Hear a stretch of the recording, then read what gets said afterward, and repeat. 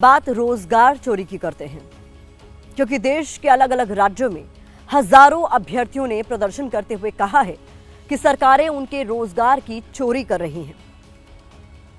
पहली तस्वीर जो आपके सामने है वो उत्तर प्रदेश की राजधानी लखनऊ की है, जहां पर अभ्यर्थियों ने प्रदर्शन करते हुए यह आरोप लगाया कि 69,000 शिक्षक भर्ती मामले में अनियमितताएं हुई हैं।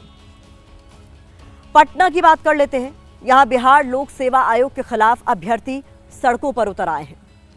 अभ्यर्थियों का आरोप है कि बीपीएससी के माध्यम से असिस्टेंट इंजीनियर की भर्ती में धांधली हुई है। अब तीसरी तस्वीर देखिए, ये जयपुर की है, जहां पटवारी के 3,705 पदों पर भर्ती के लिए लिखित परीक्षा हुई, लेकिन इन पदों के लिए 6 लाख से ज्यादा अभ्यर्थियों ने एग्जाम दिया, परीक्षा दी। तो ये तीनों तस्वीरें आपने देखी, ये तीनों तस्वीरें बता रही हैं कि हमारे देश में रोजगार के क्या हालात हैं। सरकार और नेताओं के बड़े बड़े वादों और दावों के बाद भी कैसे जो युवा हैं वो नौकरी के लिए इधर उधर भटक रहे हैं।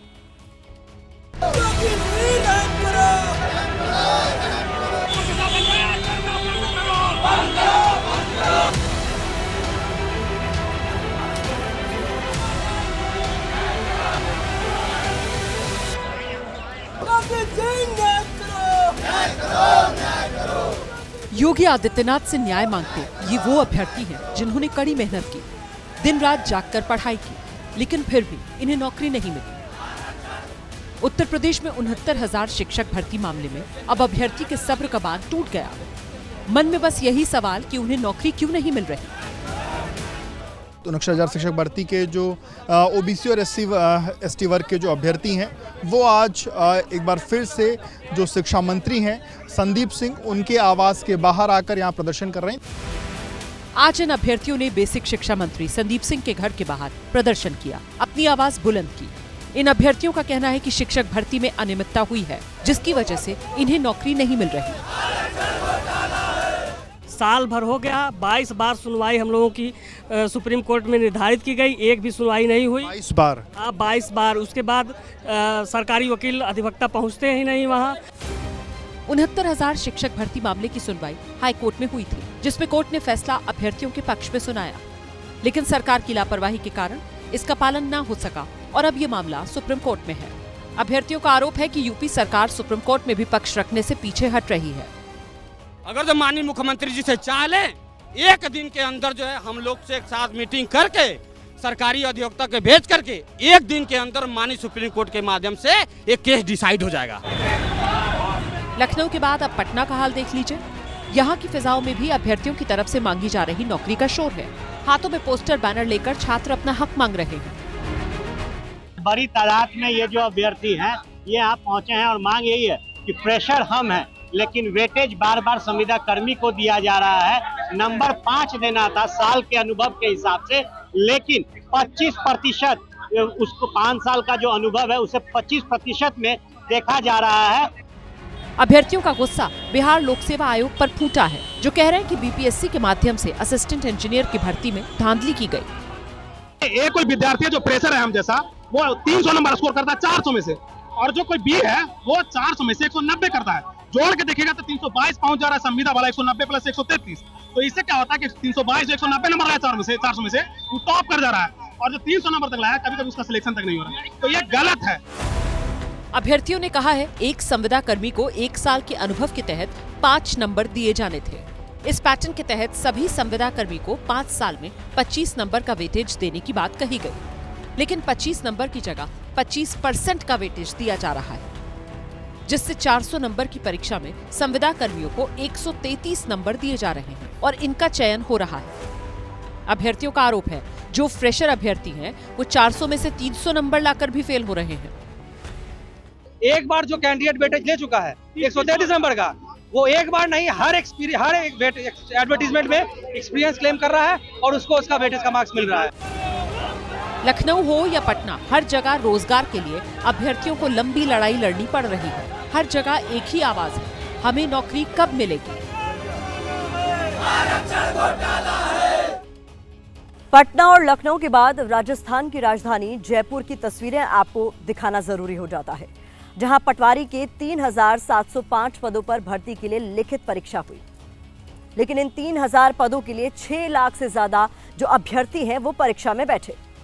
इनमें बहुत से ऐसे युवा थे जिन्होंने बड़े प्रशासनिक पदों के लिए तैयारी की थी, लेकिन नौकरी पाने के लिए ये युवा अब पटवारी भर्ती परीक्षा तक दे रहे हैं।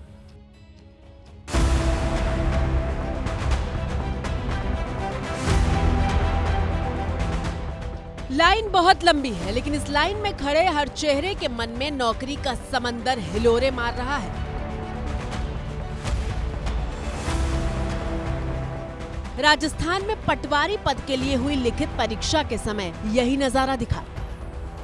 पटवारी के लिए कुल 3,705 पदों के लिए लिखित परीक्षा हुई। राज्य के 38 जिलों के 1,038 केंद्रों पर लंबी लंबी लाइन लगी थी। इन 3,705 पदों के लिए कुल 6 लाख से ज्यादा छात्र परीक्षा में बैठे। इनसे मिली ये प्रिया शर्मा है। प्रिया राजस्थान एडमिनिस्ट्रेटिव सर्विस की परीक्षाओं में शामिल हो चुकी हैं। इनका सपना बड़ा प्रशासनिक पद पाने का था, लेकिन इन्होंने कम महत्वपूर्ण समझी जाने वाली पटवारी भर्ती परीक्षा में शामिल होने का फैसला किया, क्योंकि नौकरी बड़ी चीज है। अव्यवस्थाओं की वजह से, पेपर लीक होने की वजह से मेरा अब तक चयन नहीं हो पाया है। इसलिए इस छोटी सी परीक्षा जो 4,400 पदों की निकली है पटवार में, रोजगार के लिए उस परीक्षा को हम दे रहे हैं। मैंने first grade, second grade, IPS, RS की एग्जाम दे चुकी हूँ, तो मैं कुछ नंबरों से ले चुकी हूँ। तो नौकरी गवर्नमेंट ही चाहिए आपको? हाँ। क्यों, क्या कारण है ये चाहिए नौकरी? पढ़ाई की है तो फिर जॉब तो करने के लिए की है। भैरव सिंह की आंखों में भी बड़े पद के सपने थे।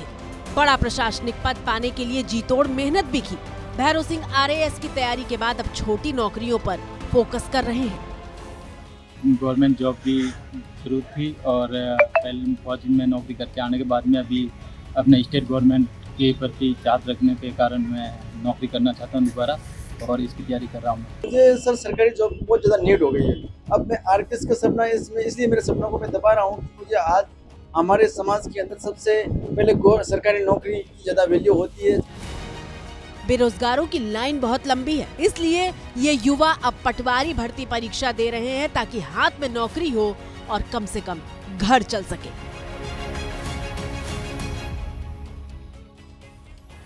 79वें स्वतंत्रता दिवस पर प्रधानमंत्री नरेंद्र मोदी ने लाल किले से प्रधानमंत्री विकसित भारत योजना की घोषणा की थी। योजना के तहत युवाओं को पहली नौकरी के बाद 15,000 रुपए की सहायता मिलेगी। लेकिन यहां पर सवाल तो यह है कि युवाओं को ये 15,000 तब मिलेंगे जब नौकरी मिलेगी। Centre for monitoring Indian economy, इसके जो आंकड़े हैं, अगर उस पर आप नजर डालेंगे तो मार्च 2016 में हमारे देश में रोजगार दर करीब 42% थी। मार्च 2020 में रोजगार दर गिरकर करीब 38% हो गई। मार्च 2023 में रोजगार दर और ज्यादा गिरी, करीब 36% रह गई, और मार्च 2025 में रोजगार दर 37.7% रही। मार्च 2021 के बाद रोजगार दर में गिरावट दर्ज की जा रही है, और यही वजह है कि अब हर सरकारी नौकरी के लिए सैकड़ों में नहीं बल्कि लाखों में आवेदन आ रहे हैं।